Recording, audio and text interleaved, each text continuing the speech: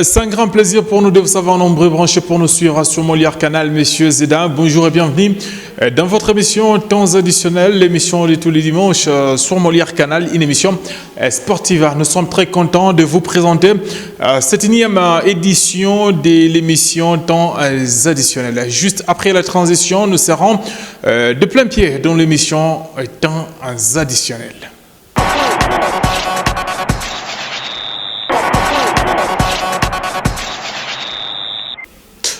Des plein pieds dans l'émission Temps additionnel. Chers téléspectateurs, nous disons merci à la grande équipe qui nous accompagne. Question d'arriver jusqu'à chez vous dans de très bonnes conditions. Guylain Kabila, notre opérateur de prise de vie et notre réalisateur d'aujourd'hui. Merci à Monsieur Jerry Nembalemba, c'est lui qui nous a coordonné. Merci à René Tolé, notre programmateur, le régisseur de Kinshasa comme de Lubumbashi.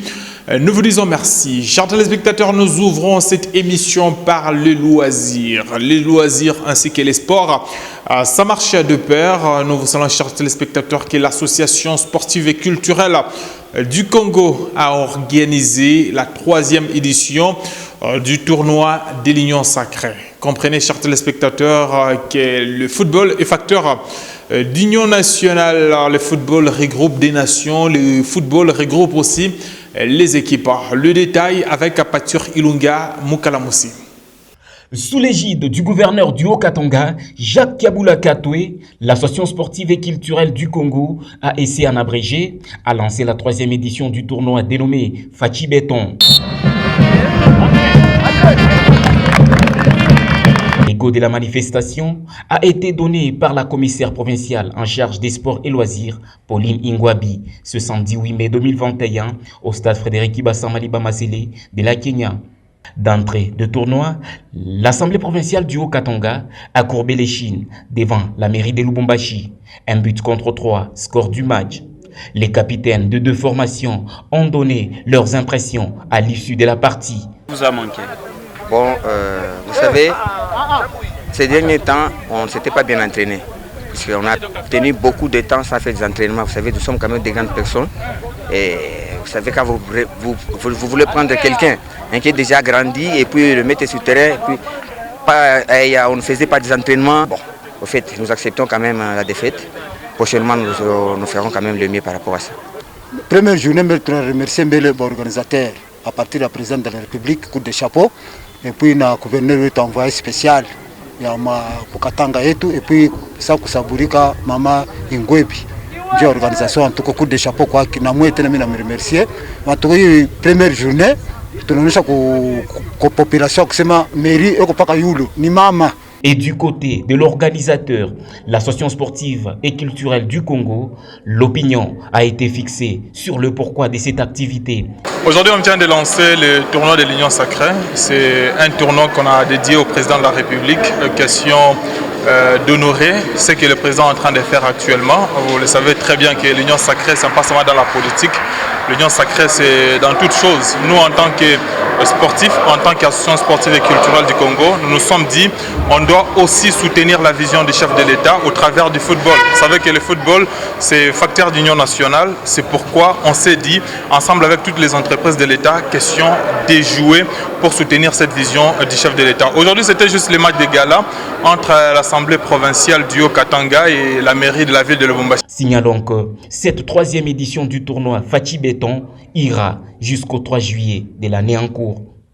Ces loisirs du samedi nous poussent à vous parler du roi football au cours de cette édition. Chers téléspectateurs, nous vous savons que plusieurs explications sont prévues. C'est dimanche. Nous savons que ça va se jouer à Kinshasa. Ici, dans la capitale RD congolaise, la formation de FEC Club jouera l'équipe de Daring Club Motema Pembe. Chers téléspectateurs, la formation de Sangabalede depuis son arrivée à Lubumbashi, cette fois-ci, s'en tient toujours pas après la formation de tout-puissant Mazembe Global qui l'avait battu par le score de 1 but contre 0. L'équipe des Jeslumpa Gros Bazano avait dominé la formation d'Andy Magloire Fouti par le score de 2 buts contre 0. Et aujourd'hui, l'équipe croise dans quelques minutes la formation de FC Santeloua Lupopo. L'explication va se jouer au stade Frédéric Kibassa Maliba de la Kenya. Andy Magloire Foutila ainsi que Bertin Makou a retrouvé dans ses propos recueillis pour vous par Pature Ilunga Mukalamusi. Le paradoxe est là. Phase d'aller, on a fait 6 matchs sans défaite, 6 victoires. Donc ça veut dire qu'il y a les hauts et les bas. Quand on a fait l'exploit là, bon, je crois qu'il n'y avait pas beaucoup d'attention. Maintenant qu'on y est, c'est le sort pour ne pas dire le hasard du football qui fait ça. N'empêche, la pression qu'on se met nous-mêmes, c'est une pression sportive parce qu'au niveau comptable, je crois qu'on a le même nombre de points quand on est venu. Donc je pense qu'on a l'obligation, les 2 matchs qui restent, de faire le maximum pourquoi pas les pleins de points, comme on a fait précédemment quand on est parti à Colosie. Donc je crois qu'il n'y a pas de raison technique à chercher, c'est peut-être une question de responsabilité. Il faut éviter la 4e défaite consécutive, même si je ne le souhaite pas et puis rien n'est au hasard. Donc on va jouer pour nous faire plaisir. On n'a pas de pression sur le terrain, mais la pression au résultat est là. Vous savez, les supporters sont mécontents. Le comité l'a signalé. Ben, que voulez-vous que les coachs fassent? Les coachs ne peuvent mettre que des joueurs motivés sur le terrain pour pouvoir réussir cet exploit. Ça nous fait mal, on ne le mérite pas, c'est vrai. C'est plutôt une raison des fatalistes. Moi, je crois qu'on va l'aborder sereinement, avec bien sûr la détermination pour bien sûr changer le cours du match et de l'histoire. Tant de jours sans travail, des fois travail aussi à intermittent, c'est pas facile, surtout quand on aborde aussi une équipe telle que Sangabalende, qui est une grande équipe aussi, et qui est aussi parmi les grandes équipes du pays, surtout à voir les performances qu'ils sont en train de faire cette saison. Donc ce n'est pas une équipe à prendre à la légère. Donc quand on vient jouer contre Sangabalende, il faut avoir tous les atouts qu'il faut pour faire les résultats escomptés. Sinon, ce n'est pas facile. Ça reste un match de football. Après 90 minutes, des efforts intenses de part et d'autre. Et avec les petits détails, il y a toujours une différence qui peut être créée à la fin. Sinon, ce n'est pas un match gagné d'avance. Il n'y a aucun pronostic. Sinon, on a l'envie de faire mieux. On a envie de gagner, c'est ça l'objectif d'un match. Chaque entraîneur, chaque équipe de football, en venant sur le terrain, on a un seul objectif, c'est la gagne. C'est ça qui est l'objectif prioritaire, mais le terrain, des fois, nous réserve d'autres réalités. Et là, on peut dire que les résultats restent jusque-là inconnus. Mais sinon, on a envie de mieux faire, comme vous le dites. Après un long temps qu'on n'a pas pu jouer, bon, et Sangabalende aussi avec les contre-performances de ces derniers temps. On va voir. Peut-être qu'il sera encore hyper motivé pour essayer de quitter un peu cette contre-performance, faire mieux. Peut-être qu'ils vont continuer à s'enfoncer davantage qu'ils essaient. Sinon, nous, on va aborder ça avec beaucoup plus de fair play et de sens de responsabilité. Plusieurs conférences de presse d'avant-match. Chers téléspectateurs, nous vous allons qui notre explication mettra aux prises la formation du Lualaba Blessing Colosie, à la formation des Dauphins Noirs, les 2 entraîneurs également se sont exprimés bien avant cette explication qui démarre dans quelques minutes du côté de Colosie. Nous vous laissons suivre ces 2 entraîneurs. Ok, merci beaucoup pour la question. Moi, je crois qu'il n'y a pas de match facile dans ce championnat. Il faut prendre tous les matchs avec beaucoup de sérieux. Demain, on joue contre Dauphin. Dauphin, c'est une bonne équipe. On a vu jouer Dauphin quand on était à Kiel contre 20 clubs. C'est une bonne équipe qui est capable de créer la sensation. Nous nous sommes préparés déjà pour ça. Nous, on cherche à améliorer notre classement pour assurer notre maintien. Nous avons quand même un président qui nous rassure, l'encadrement, qui met des moyens pour que son équipe puisse aller de l'avant. Et nous, à notre tour, nous sommes en train de travailler dans la discipline. On essaie un peu de pousser les jeunes gens à la réussite. On leur donne le mot d'ordre. Il faut toujours chercher à gagner un match, quel que soit l'adversaire qui va se présenter devant nous. Ne voyez pas le nom de l'équipe, mais voyez le contenu de cette équipe-là. C'est avec ces mots d'ordre que nous sommes en train de travailler. Nous savons que nous avons face à un adversaire en confiance qui vient d'une victoire face à Rai Simba. Et nous sommes venus en quête de points. Nous allons jouer ce match comme c'est une finale parce que si on gagne ce match, ça va nous permettre de quitter cette zone de relégation qui court toujours derrière nous. On va jouer ce match avec beaucoup de détermination et beaucoup d'engagement parce que c'est un match important pour nous. De Bazano, je crois que nous jouons en fonction de ceux qui sont encore devant nous parce que Bazano jusque-là, il est vraiment derrière nous, mais par rapport au Gora Village. Et nous on est là, Raison pour laquelle nous pensons que le match de demain, ça sera notre finale. Parce que nous voulons gagner ces matchs pour quitter cette zone. Certes, ça ne sera pas facile, mais en tant que de guerrier, on va tout faire pour s'en sortir et avoir les 3 points du jour. Oui, évidemment, vous savez que lorsque nous perdions à domicile, et nous jouons encore à l'extérieur face à la même équipe. Dorphée a changé presque tout, surtout dès mon arrivée. Nous essayons de jouer notre façon. Je crois qu'on va jouer ce match avec ces doubles casquettes. Premièrement, de chercher à nous sortir dans cette zone. Deuxièmement, jouer la revanche parce qu'on avait perdu à domicile 2-0 contre cette équipe. C'est vraiment un match important pour l'AS Dauphin Noir parce que ça va nous permettre vraiment de quitter cette zone de relégation. Bazano Maniema-Union, ça sera aussi une explication de taille. À Lubumbashi, vous le savez très bien que la formation des Maniema-Union est dans les tops en ce qui concerne la Ligue nationale de football. L'équipe des Bazano souffre encore au bas du classement, mais les deux équipes vont se croiser. Pour la formation de Bazano est en train de chercher question de se maintenir la saison prochaine. L'équipe de Maniema-Union qui est en train de chercher pour jouer les compétitions africaines des interclubs. Et aussi l'équipe joue les titres de la Ligue nationale de football. Nous vous laissons suivre le des entraîneurs dont ces propos recueillis toujours par Patur Ilunga Mkalamboussi. Tous les matchs de football sont les mêmes, quel que soit l'adversaire qui est en face et ses objectifs. La différence est faite sur l'RDG par rapport au mental des athlètes et les objectifs qui se sont assignés. Nous avons l'objectif de rester dans la Ligue foot. On s'est dit, n'importe qui sera en face, Bazano vient pour chercher les points. Donc c'est ça notre objectif. Nous viendrons pour avoir les points afin de nous maintenir dans cette prestigieuse Ligue foot. Tout est possible. Tout est possible parce que quand nous venons sur le terrain, quand nous partons sur l'RDG, c'est avec l'objectif d'avoir les points. Et si peut-être les gens peuvent penser que jouer Maniema-Union, c'est une fatalité, non.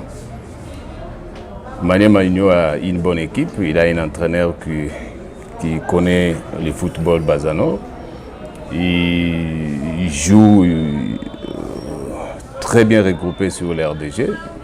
Il y a toujours des manières qu'il faut pour les absorber et aussi aller inquiéter leurs gardiens, peut-être par de contre-attaques, par des attaques rapides.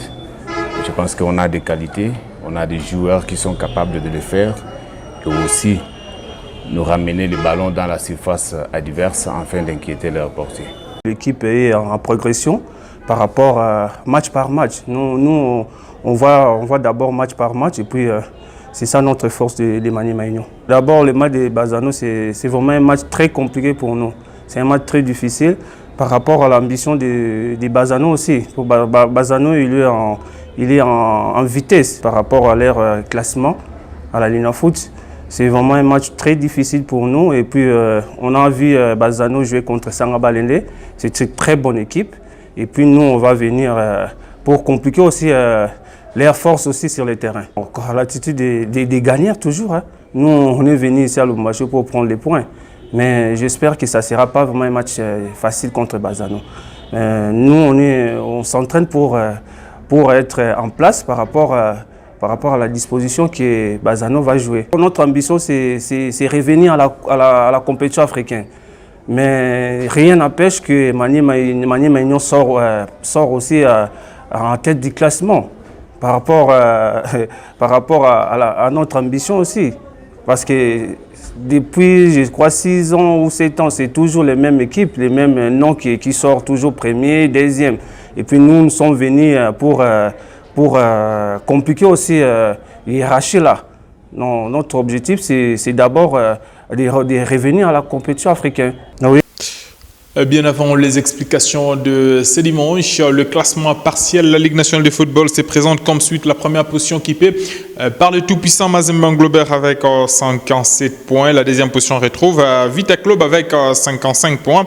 La formation de Vita a moins de matchs que le tout-puissant Mazembe Englobert. Mazembe à 25, Vita à 23. À la troisième position, on retrouve la formation des Maniema Union qui compte 53 points. Il suffit d'une victoire, la formation de Maniema Union aujourd'hui, et la formation de V-Club peut-être qui perdait ou qui faisait un match nul. Maniema Union va se relancer, va occuper la deuxième position. On va attendre les résultats. La quatrième position, FC Saint-Éloi.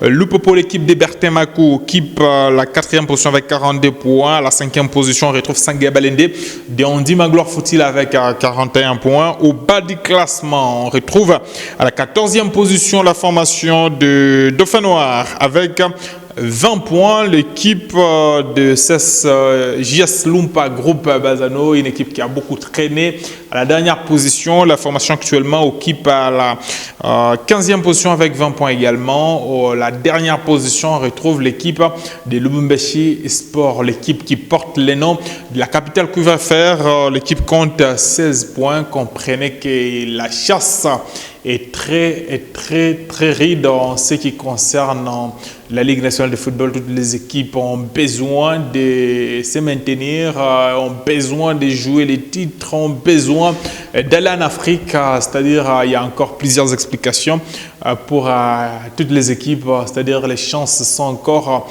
à la formation de Bazano, à la formation de Lubumbashi Sport ainsi qu'à la formation des Dauphins Noirs. Chers téléspectateurs, toujours au cours de cette émission temps additionnel spéciale information, nous vous avons promis que ces 4 semaines, nous allons vous donner uniquement les informations.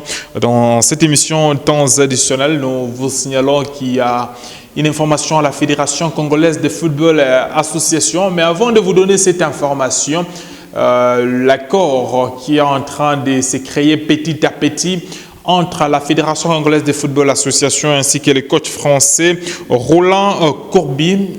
Nous vous signalons que le séminaire qui est organisé à Kinshasa pour les entraîneurs provinciaux était clôturé. C'était le dimanche dernier. James Honoré Ngandou nous avait fait le point par rapport à ce séminaire des entraîneurs.